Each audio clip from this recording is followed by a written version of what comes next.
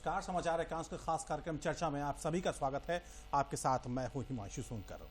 आज़ादी के 75 वर्ष 2023 में 15 अगस्त को पूरे हो रहे हैं। ऐसे में 75 सप्ताह पूर्व ही प्रधानमंत्री ने आज आज़ादी के अमृत महोत्सव की शुरुआत की है। आज ही के दिन महात्मा गांधी ने दांडी मार्च की शुरुआत भी की थी। भारत की आज़ादी का जो इतिहास रहा है वो काफ़ी समृद्धशाली रहा है। ऐसे में बहुत से लोगों ने अपनी कुर्बानियां दी हैं, जिन्हें शायद हमारी नई पीढ़ी भुलाती जा रही है या उसे याद ही नहीं उनकी कुर्बानियों के बारे में। राष्ट्र का जो भविष्य है तभी उज्जवल हो सकता है जब नई पीढ़ी उनकी कुर्बानियों को याद रखे और उन्हें अपने साथ करे। मुख्यमंत्री आज इसी अवसर पर कई महत्वपूर्ण बातें भी कही हैं, खासतौर पर उनके लिए जिन्होंने आज़ादी में अपनी अहम भूमिका निभाई है लेकिन उन्हें शायद भुला दिया गया। प्रधानमंत्री ने क्या क्या मुख्य बातें कहीं, आज इसी पर करेंगे चर्चा अपने खास मेहमानों के साथ। हमारे साथ स्टूडियो में मौजूद हैं आज दो खास मेहमान। सबसे पहले उनका परिचय मैं आपसे कराना चाहूँगा। हमारे साथ रहेंगे लखनऊ विश्वविद्यालय के असिस्टेंट प्रोफेसर हैं अमित कुशवाहा जी, और साथ में रहेंगे DDUP उत्तर प्रदेश के समाचार संपादक अमित कनौजिया जी। सर, आप दोनों का बहुत बहुत स्वागत है चर्चा में। चर्चा को आगे बढ़ाएंगे अमित कुशवाहा जी के साथ। अमित, सबसे पहले मैं यही समझना चाहूँगा कि जो आज प्रधानमंत्री ने कहा, प्रधानमंत्री जी ने आज कई संकल्पों की बात की। उन्होंने मुख्यतः 5 संकल्प की बात कही। वो क्या संकल्प है, किस तरह के संकल्प और कैसे आगे वाली आने जो हमारी नई पीढ़ी है वो आत्मसात करें? आज प्रधानमंत्री मोदी जी ने साबरमती आश्रम में जो 5 संकल्पों की बात की, जो आपने भी किया, उसमें था कि हम अपने, पहला संकल्प था कि हम अपने आज़ादी के जो संघर्ष है उसे कभी भूले नहीं। उसके समृद्धशाली इतिहास के विषय में हम आने वाली पीढ़ी को सतत बताते रहें। जी। दूसरे संकल्प की बात जो 5 संकल्पों में से है उसमें था कि अचीवमेंट्स, हम जो 75 सालों से जो हमारा अचीवमेंट रहा है, क्योंकि हम 2023 15 अगस्त को आज़ादी के 75 वर्ष मनाने जा रहे हैं, तो हमारा इस 75 वर्ष के इस दौरान हमारे क्या उपलब्धियां रही हैं उसको भी कभी विसारना नहीं चाहिए, उसे याद रखना चाहिए और उसी से प्रेरणा लेकर हमें आगे के अपने एक्शंस को फॉर्मुलेट करना चाहिए। मतलब हमें आगे क्या करना है, ये उनका तीसरा संकल्प था। और चौथा संकल्प था कि इस तरीके से हमें आने वाली पीढ़ी को नए विकल्पों के साथ साथ आने वाली भविष्य की चुनौतियों को कैसे कॉन्फ्लिक्ट रिजॉल्व करना है उसको भी याद रखना चाहिए कि हमें अपनी पास से जो चीज़ें समृद्धशाली इतिहास मिला है उसको ध्यान में रखते हुए अपने आने वाले भारत के भविष्य को, उसके लोकतंत्र को, उसके समाज को, उसकी समृद्धि को कैसे संजोकर आगे बढ़ना है, इन तमाम मूल्यों को उन्होंने एक संकल्पों में पिरोते हुए पूरे भारतवर्ष में प्रत्येक जन से एक तरह की अपील की है कि हमें उस इतिहास को हमेशा कभी भुलाना नहीं चाहिए। क्योंकि आज हम दांडी मार्च के महोत्सव के स्वरूप में देख रहे हैं, आने वाले वर्षों में इस आज़ादी के महोत्सव के कार्यक्रम में हम देखेंगे कि भारत के जो भी तमाम ऐतिहासिक काम हुए और जिसकी वजह से आज हम स्वतंत्र हैं, उन तमाम बातों को हम निरंतर कैसे भूलते जा रहे हैं, नई पीढ़ी भूलती जा रही है, उन्हें कैसे हमें याद रखना है, अपने आने वाले नए भारत को कैसे उज्जवल एक सशक्त लोकतंत्र की कोई तरफ लेते हुए आगे बढ़ना है, जो कि आज़ादी के समय हम सब भारतीयों से यही अपेक्षा की गई थी जब आज़ादी की लड़ाई हम लड़ रहे थे कि एक सशक्त लोकतंत्र, एक सशक्त भारत जो कि बनेगा, जो कि सर्वसमांगीण विकास के उस पैमाने को लेकर चलेगा। तो उसी के निमित्त, उसी उद्देश्य को, उसी विषय को लेते हुए प्रधानमंत्री जी ने सभी जन से एक अपेक्षा रखी है,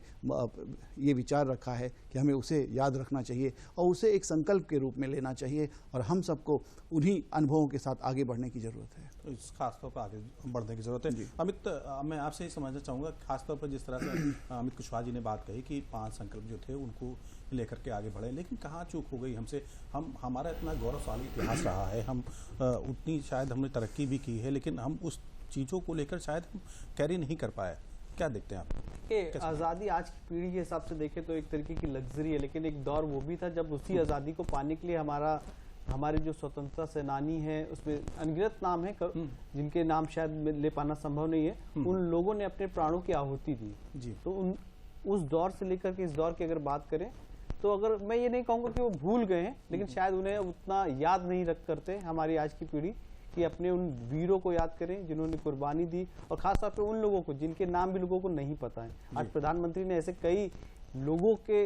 नामों का जिक्र किया, चाहे वो नॉर्थ ईस्ट के हों, चाहे तमिलनाडु के हों, आंध्र के, जो इनको लोगों ने भूला बिसरा दिया। लेकिन अब इस समय है कि हमें वो बातों को याद करना है। उन बातों को याद सिर्फ इसलिए नहीं करना है कि वो हमारे आज़ादी के स्वतंत्रता सेनानी थे, इसलिए याद करना है कि उनसे प्रेरणा ले और आगे बढ़े, और आगे बढ़े तो उसका महत्व समझे, और देश जो कि राष्ट्र निर्माण की बात हमेशा से, चाहे वो प्रधानमंत्री नरेंद्र मोदी हो या हमेशा से होती रही है, उसमें अपना अपना रोल प्ले करें। ये बहुत महत्वपूर्ण होगा, क्योंकि ये बताना भी जरूरी है कि आप किस तरीके से आप राष्ट्र निर्माण में अपना योगदान दे सकते हैं। और रही बात भूल जाने की, तो अगर इस तरीके के कार्यक्रम लगातार होते रहेंगे, जहां पर न सिर्फ अपने इतिहास के बारे में जानने का मौका मिलेगा, जबकि इस तरीके के सांस्कृतिक कार्यक्रम भी होंगे जहां पर लोग आएंगे, पार्टिसिपेट करेंगे, तो निस्संदेह हमारा जो गौरवशाली इतिहास है, न सिर्फ आज़ादी के दौरान का, उससे पहले का भी जो प्राचीनतम इतिहास, जहाँ पे भारत को एक वैभवशाली समृद्ध देश के तौर पे जाना जाता रहा है, उसको याद रखेंगे और उस दिशा में आगे बढ़ेंगे। लेकिन मैं एक बात यहाँ ऐड करना चाहूँगा अपनी, कि जो युवा पीढ़ी खासतौर पे जो अभी स्कूलों में है, जो अभी जा रहे हैं, उनके लिए बहुत आवश्यक है कि उनको ज़रूर पढ़ें, क्योंकि ऐसे ही प्रेरणा पाएंगे। जब पढ़ेंगे तो प्रेरणा मिलेगी और देश के लिए कुछ करने का एक मादा उनके अंदर जागृत होगा। अमित कुशवाहा जी, इसको हम आगे बढ़ाते हैं। इसी को ही हम ये समझना चाहेंगे खासतौर पर कि जो नई युवा पीढ़ी है वो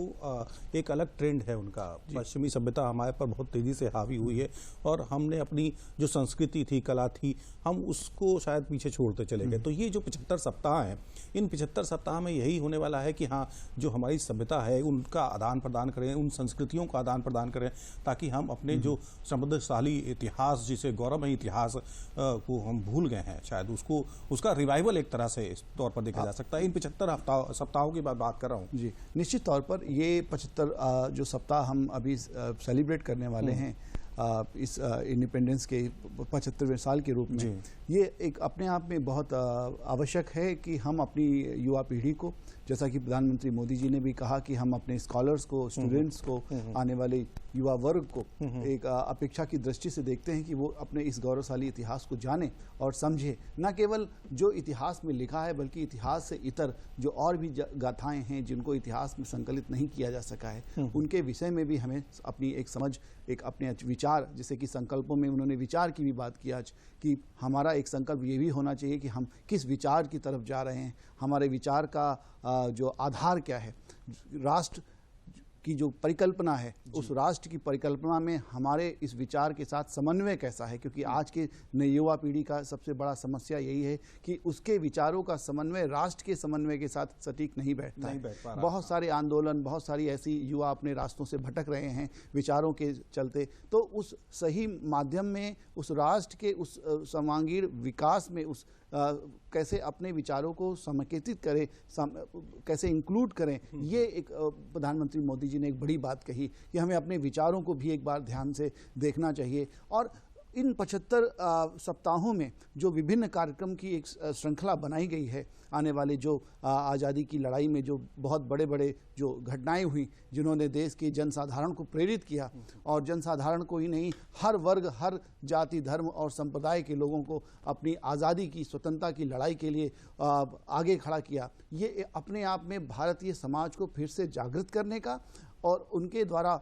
75 सालों में किए गए उपलब्धियों को पुनः फिर से याद करने का, और उसी संकल्पों के साथ भविष्य के हम और आने वाले वर्षों को सुनिश्चित कर सकें, अपनी प्रगति को बढ़ा सकें, और अपने इतिहास को लेते हुए, उन्हीं अनुभवों को लेते हुए भविष्य की तमाम चुनौतियों को हम सही ढंग से देख पाएं, उनका समाधान खोज पाएं। ऐसा प्रधानमंत्री जी का वक्तव्य के माध्यम से हम सबको एक प्रेरणा भी मिलती है। तो इन 75 इस सप्ताहों में जो एक श्रृंखलाबद्ध तरीके से कार्यक्रमों की जो एक कार्यक्रम चलेंगे, ये अपने आप में भारत के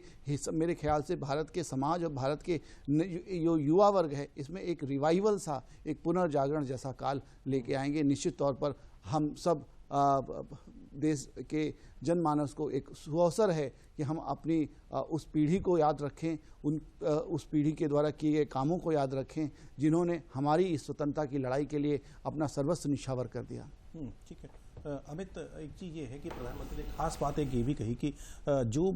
स्वतंत्रता संग्राम के आंदोलन रहा है या फिर देश के निर्माण में जिनका योगदान रहा है, सबका अपना योगदान रहा है, सभी समाज के लोगों का योगदान रहा है, लेकिन हाँ, कुछ समाज जो छूट गया था, जिसके बारे में प्रधानमंत्री ने आज जिक्र भी किया है, जैसे कि दलितों का, महिलाओं का और कई युवाओं का योगदान रहा है, जिनका महत्वपूर्ण, तमिलनाडु के एक युवा की बात प्रधानमंत्री ने करी, उनकी बात की, तो ये कहा है कि इनका इतिहास कभी सामने नहीं आ पाया। तो आप सूचना प्रसारण मंत्रालय से आते हैं, आप प्रधानमंत्री ने ये भी कहा कि जो नाट्य संस्थाएं हैं, फिल्म जगत है और भी जो एंटरटेनमेंट के माध्यम से डिजिटल प्लेटफॉर्म्स हैं, उनको भी प्रयास करने चाहिए। तो क्या लगता है कि हाँ, भविष्य में इंफॉर्मेशन का जो सही इस्तेमाल है वो ये कि हम अपने जो लोग हैं, जिसको प्रधानमंत्री लगातार कह रहे, जिस तरीके से उन्होंने आज महारानी वेलु नाचियार का नाम लिया और कुमरन का नाम लिया, जिन्होंने 32 साल की उम्र में अपने प्राणों की आहुति दी। उसके अलावा नॉर्थ ईस्ट के कई लोग हैं, लसित बोरफुकम है, सीरत सिंह है। तो बहुत ज़रूरी होगा हम उनको जाने कैसे, और जानने का माध्यम क्या है आज के दौर में, या तो हम किताबों के जरिए जाने, या नाट्य विद्या के तौर पर जाने, या फिर हम सिनेमा जगत किताबों की मैं बात करूंगा तो किताबों में तो शायद साहित्य उनका रहा ही नहीं है। इसलिए बहुत जरूरी है कि हमें अपना इतिहास अगर लिखना है, अगर मैं आपको थोड़ा सा पीछे ले जाऊं, जब चौरी चौरा का शताब्दी वर्ष कार्यक्रम हुआ तो प्रधानमंत्री ने बहुत स्पष्ट कहा कि हमें उन लोगों को याद करना है जिनको लोग भूल गए। वो इस देश की आजादी में जो खून बहा है, उसमें उन लोगों का भी खून है जिनको हम जानते ही नहीं है। तो बहुत जरूरी है कि ऐसे लोग आए, युवा वर्ग आए, रिसर्चर आए, जो इस तरीके के लोगों के बारे में रिसर्च करें और एक तस्वीर जो कहीं धुंधली पड़ी हुई है उसको देश के सामने रखें, उन्हें बताएं कि ये भी वो लोग हैं जो कि आपके लिए, जिन्होंने प्राणों की आहुति दी ताकि इस देश को आजादी मिल सके। तो इसके जरिए बहुत सारे कार्यक्रम हैं। सूचना प्रसारण मंत्रालय की, जैसा कि आपने बात की, तो मैं यहाँ एक बात बताना चाहूंगा कि सूचना प्रसारण मंत्रालय सीरीज बाय सीरीज कई कार्यक्रम आयोजित करने जा रहा है, जिसमें वो अपने सॉन्ग एंड ड्रामा डिवीजन के जरिए नाट्य कार्यक्रम तो करेगा ही करेगा, बल्कि विभिन्न स्थलों पे जा करके वो उनके बारे में लोगों को अवेयर करेगा, कैंपेन चलाएगा, ताकि वो लोग जो उनके बारे में किसी को नहीं पता, उनके बारे में हमारे समाज के लोगों को पता चल सके। और इसमें बहुत महत्वपूर्ण एक बात जो आपने उठाई कि सिनेमा, आज की अगर तारीख में बात करें, जिस तरीके का दौर है, उसमें सिनेमा एक पावरफुल मीडियम है लोगों तक पहुंचने का। तो अगर हमें अपने पुराने उन भूले बिसरे, जो जिनको हम अनसंग हीरो कहते हैं अंग्रेजी में, उनको लोगों तक जन का हीरो बनाना है, तो इन सब माध्यमों का इस्तेमाल करना बहुत जरूरी है। बहुत खासतौर पर सबसे ज्यादा इम्पोर्टेंट तो ये है कि जो खो गए थे इतिहास में कहीं, उनका एक पुनर्जीवन है, उनका पुनर्जीवन करना है और उनके बारे में रिसर्च भी करनी। उन्होंने, प्रधानमंत्री ने ये कई बार पहले भी कहा है कि ऐसे युवा जो रिसर्च में रुचि रखते हैं, वो इन लोगों के बारे में आगे आए और इनके बारे में रिसर्च करें, ताकि तभी हम लोगों के बारे में जानेंगे। और जब तक उनके बारे में कोई लिखेगा नहीं, कोई दिखाएगा नहीं, तो शायद संभव नहीं है कि हम उनके बारे में जाने। लेकिन जिस तरीके का आज की इंफॉर्मेशन एज है, जिस तरीके की डिजिटल टेक्नोलॉजी डेवलप हो चुकी है, तो बहुत मुझे संशय नहीं है कि अगर हम उस पर काम करें तो हम इनको याद रखेंगे, और आने वाली जो हजारों वर्षों का आने वाला जो दौर है, उनमें इन लोगों के नाम भी उतनी ही प्रमुखता से लिए जाएंगे। बिल्कुल, उनका योगदान भी उतना ही रहा है जितना दूसरों का रहा है, उनको भी क्रेडिट मिल सकेगा।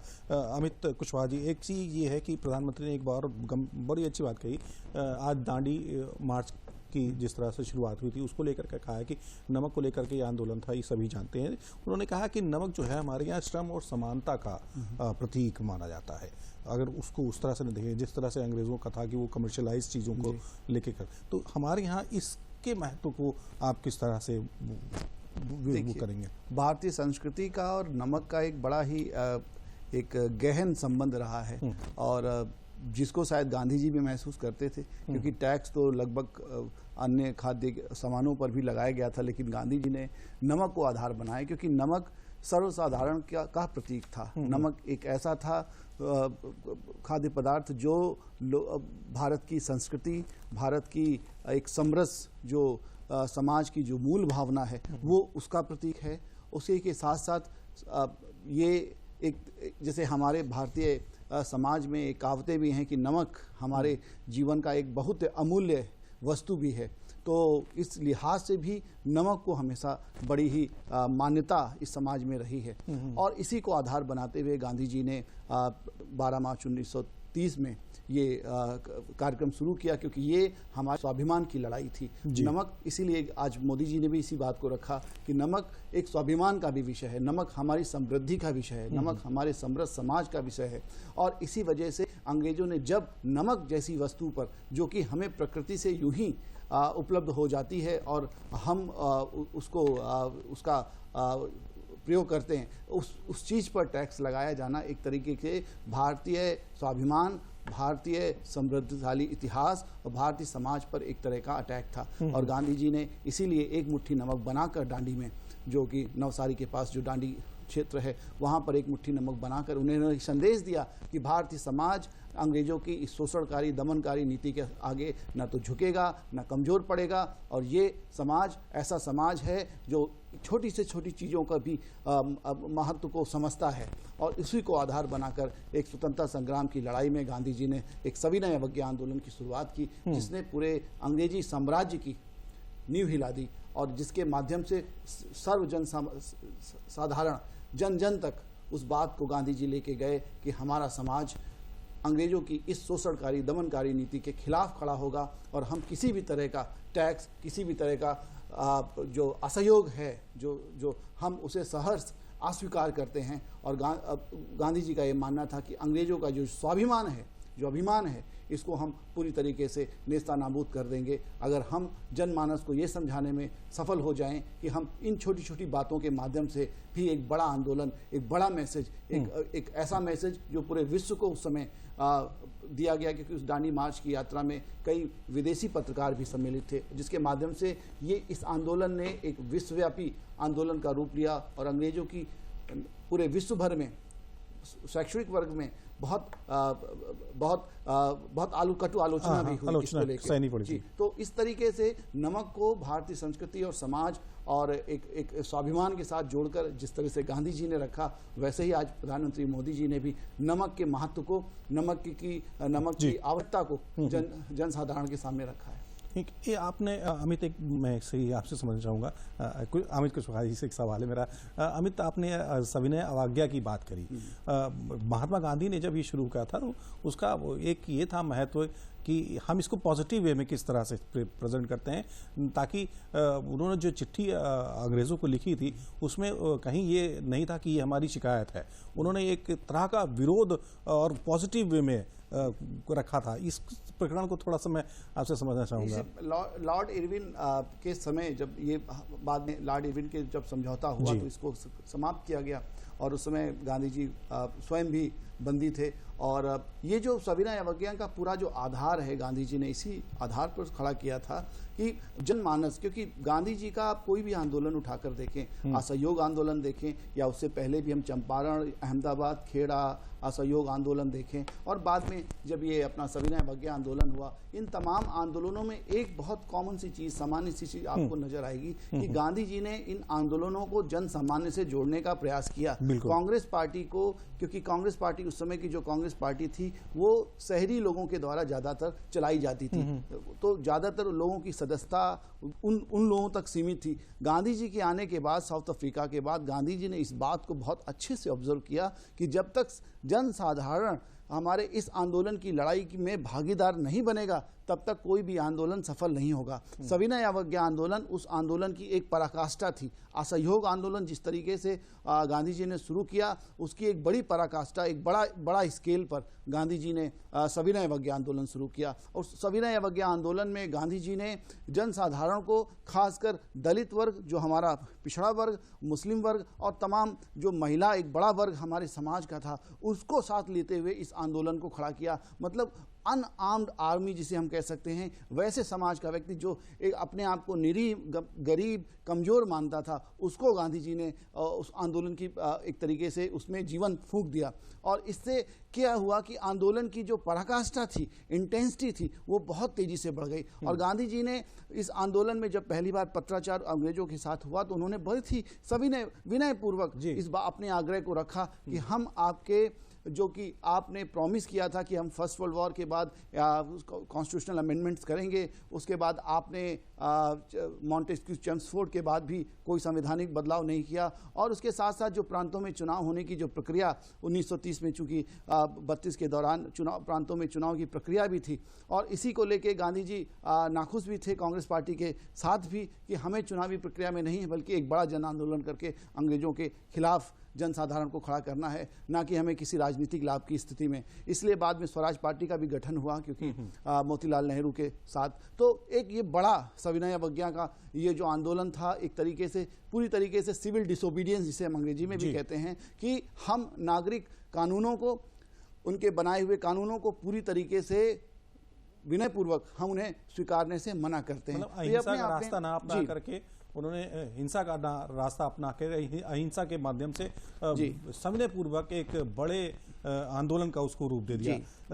मैं एक बात ऐड ऑन करना चाहूंगा कि जो गांधी जी के जितने भी आंदोलन थे उन्होंने जनमानस को जोड़ने के लिए बहुत आसान रास्ते बताए, जैसे असहयोग में भी कि सहयोग नहीं करना सरकार की किसी चीज का, सविनय अवज्ञा में भी उन्होंने यही किया कि एक आम आदमी कैसे अंग्रेजों की नीतियों का विरोध करेगा। उन्होंने बोला कि आप जो भी हैं आप उसको मत करिए, स्कूल कॉलेजेस छोड़ दीजिए, विदेशी कपड़े मत पहनिए,